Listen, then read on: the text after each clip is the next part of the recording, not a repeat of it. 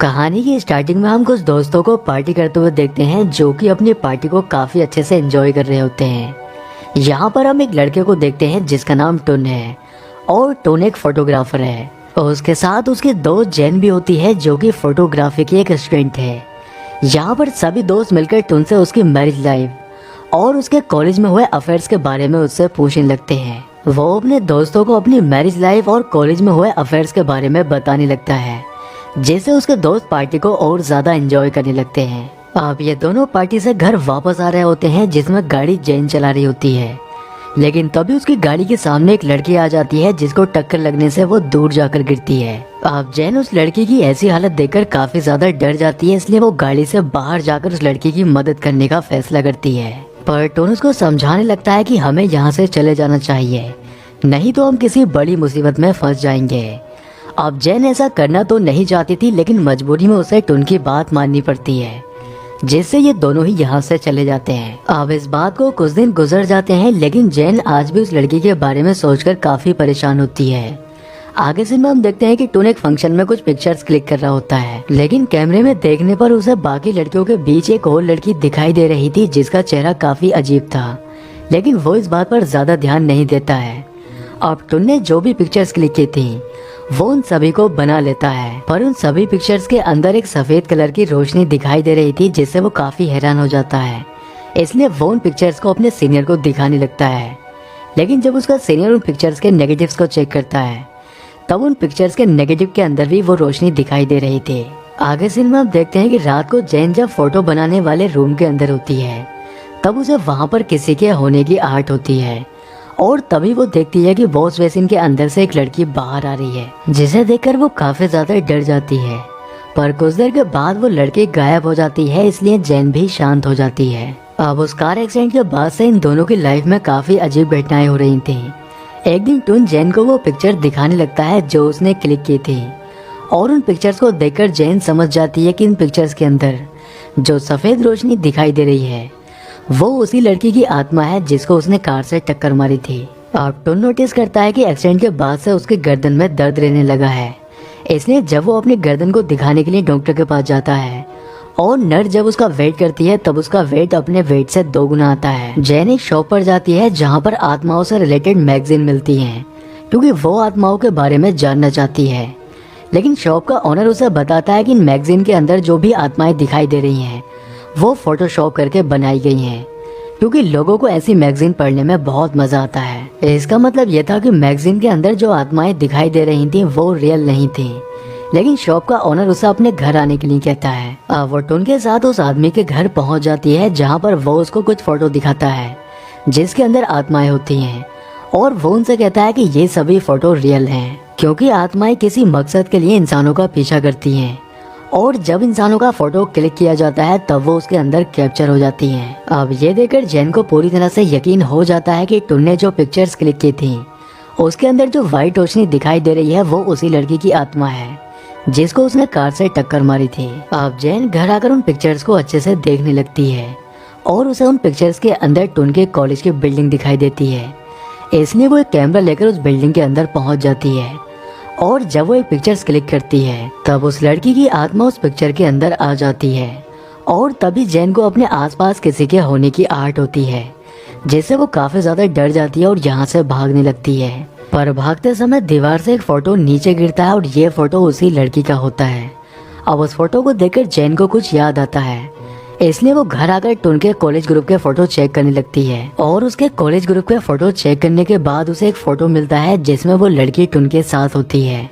इसका मतलब यह था कि टुन उस लड़की को जानता है। अब वो टुन को उस लड़की की पिक्चर दिखाकर उससे पूछने लगती है कि आखिर वो इस लड़की को कैसे जानता है, इसलिए टुन भी उसको सारी सच्चाई बता देता है। वो उसको बताता है कि उस लड़की का नाम नेटे था जो कि मेरे ही कॉलेज में पढ़ा करती थी, और हम दोनों ही एक दूसरे को पसंद किया करते थे। पर कुछ दिन के बाद मुझे पता चला कि नेटे की दिमागी हालत कुछ ठीक नहीं है, इसलिए मैं उसके साथ रिलेशन में नहीं रहना चाहता था, इसलिए मैंने उससे ब्रेकअप करने के लिए कहा, जिससे वो मुझे ब्लैकमेल करने लगी। पर जब ये बात मैंने अपने दोस्तों को बताई तब उन्होंने मुझसे वादा किया कि आज के बाद नेटे तुम्हारे पीछे कभी नहीं आएगी, और उस दिन के बाद से मैंने नेटे को कभी कॉलेज में नहीं देखा, और मैं सच में नहीं जानता हूँ कि अब वो कहाँ पर है। आगे सीन में हम देखते हैं कि टुन अपने उन्हीं दोस्तों में से एक दोस्त से मिलने के लिए उसके घर जाता है, लेकिन तभी उसका दोस्त खिड़की से नीचे गिर जाता है जिससे उसकी मौत हो जाती है। अब जो लड़का मारा गया था उसकी वाइफ टुन से मिलने के लिए उसके पास आती है और वो उससे पूछने लगती है कि आखिर क्या वजह है जिससे तुम्हारे सभी दोस्त इसी तरह से बिल्डिंग से कूदकर अपनी जान दे रहे हैं। पर टुन को भी ये समझ नहीं आ रहा होता है कि आखिर ऐसा क्यों हो रहा है, पर अब वो काफी ज्यादा डरने लगता है क्योंकि उसे ऐसा लग रहा था कि अगला उसी का नंबर है। अब वो जैन को अपने साथ लेकर नेट्रे के घर जाता है जिससे वो ये पता कर सके कि आखिर नेट्रे कहाँ पर है। लेकिन नेट्रे के घर पहुंचकर वो उनको वहाँ पर नहीं मिलती है, पर वो दोनों उसकी माँ से मिलते हैं और उससे नेट्रे के बारे में पूछने लगते हैं। तब वो उन दोनों को एक रूम में लेकर जाती है जहाँ पर नेट्रे की डेड बॉडी पड़ी थी और उसको देखकर ऐसा लग रहा था कि नेट्रे को मरे हुए काफी समय हो चुका है। पर हैरानी की बात यह होती है कि उसकी माँ ने आज तक उसका फ्यूनरल नहीं किया है। पर पूछने पर वो उन दोनों को बताती है कि मुझे ऐसा लगता है कि मेरी बेटी अभी तक जिंदा है और वो मेरे कहीं आसपास ही है। ये सुनकर टुन बहुत ज्यादा परेशान हो जाता है और वो समझ चुका था कि उसके दोस्त जो मारे जा रहे हैं उसके पीछे कहीं न कहीं नेट्रे का ही हाथ है। अब वो दोनों नेट्रे की माँ को उसका फ्यूनरल करने के लिए मना लेते हैं, इसलिए उसका फ्यूनरल कर दिया जाता है जिससे जैन और टुन को यही लगता है कि अब नेट्रे की आत्मा उन्हें परेशान नहीं करेगी। रात को हम देखते हैं कि टुन और जैन जब दोनों एक साथ सो रहे होते हैं तब कोई उनकी चादर को खींचने लगता है जिससे टुन की आँख खुल जाती है और वो देखता है कि उसके बेड के पास में नेट्रे का घोस्ट बैठा है जिसे देखकर वो काफी ज्यादा डर जाता है और अपने घर से बाहर आकर वो सीढ़ियों से नीचे जाने लगता है। पर बहुत देर तक सीढ़ियों से नीचे उतरने के बाद वो नोटिस करता है कि वो काफी देर से बार बार घूमकर एक ही फ्लोर पर आ जाता है। पर तभी वो देखता है कि उसके सामने जैन खड़ी है जिसके दोनों हाथों पर खून लगा हुआ था और वो उससे कहती है कि आखिर तुमने मेरे साथ ऐसा क्यों किया। ये बोलकर वो टुन के ऊपर हमला कर देती है और तभी हम देखते हैं कि जैन पूरी तरह से नेट्रे के घोस्ट में बदल जाती है। ये देखकर टुन बहुत ज्यादा डर जाता है और खिड़की से नीचे जाने लगता है। पर टुन का घोस्ट लगातार उसका पीछा कर रहा था, इसलिए डर की वजह से टुन का हाथ सीढ़ियों से छूट जाता है और वो बिल्डिंग से नीचे गिर जाता है। पर इस एक्सीडेंट में उसकी जान बच जाती है और आगे सीन में हमें टुन को हॉस्पिटल में दिखाया जाता है जहाँ पर उसका होश आ जाता है और इसलिए जैन उसको वापस घर लेकर आ जाती है। अब जैन अपने सीनियर फोटोग्राफर के लैब में जाती है जहाँ पर वो उन सारी पिक्चर्स को निकलवाती है जो टुन और जैन ने अपने घर के अंदर क्लिक की थी और उन सभी पिक्चर्स को एक सीरीज में रखने के बाद जब वो उनको देखती है तब उसे पता चलता है कि नेट्रे का घोस्ट उनके घर में रखी एक अलमारी की तरफ जा रहा होता है। इसलिए वो घर आकर जब उस अलमारी को चेक करती है तब उसके अंदर उसे कुछ नेगेटिव्स मिलते हैं और उनकी पिक्चर्स निकलवाने के बाद जब वो उनको चेक करती है तब उसे सारी सच्चाई पता चल जाती है कि टुन ने उससे झूठ बोला था और इसलिए वो उन पिक्चर्स को लेकर टुन के पास जाती है और उससे इस बारे में पूछने लगती है। तब टुन उसको इस बार सारी सच्चाई बता देता है। दरअसल नेट्रे उसको बहुत पसंद किया करती थी और वो उसको छोड़ना नहीं चाहती थी, पर टुन जब उसको छोड़ने की बात करता है तब वो उसे ब्लैकमेल करने लगती है। पर ये बात टुन जब अपने दोस्तों को बताता है तब वो नेट्रे से बदला लेने के लिए उसे अपनी लैब में बुलाते हैं और उसके साथ जबरदस्ती करने लगते हैं। अब तभी वहाँ पर टुन भी पहुँच जाता है, इसलिए नेट्रे उससे मदद मांगने लगती है, लेकिन वो अपने दोस्तों को उसके साथ जबरदस्ती करने से नहीं रोकता है, बल्कि वो नेट्रे के ऐसी हालत में ही फोटो क्लिक करने लगता है जिससे वो उन फोटो की मदद से उसे भी ब्लैकमेल कर सके। अब जैन को टुन की सारी सच्चाई पता चल चुकी थी, इसलिए वो उसके ऊपर बहुत गुस्सा करने लगती है, लेकिन टुन उसे समझाने की कोशिश करता है कि नेट्रे के साथ ये सब करने के बाद वो भी खुद को आज तक माफ नहीं कर पाया है। पर जैन उसकी अब कोई बात नहीं सुनती और वो घर छोड़कर चली जाती है।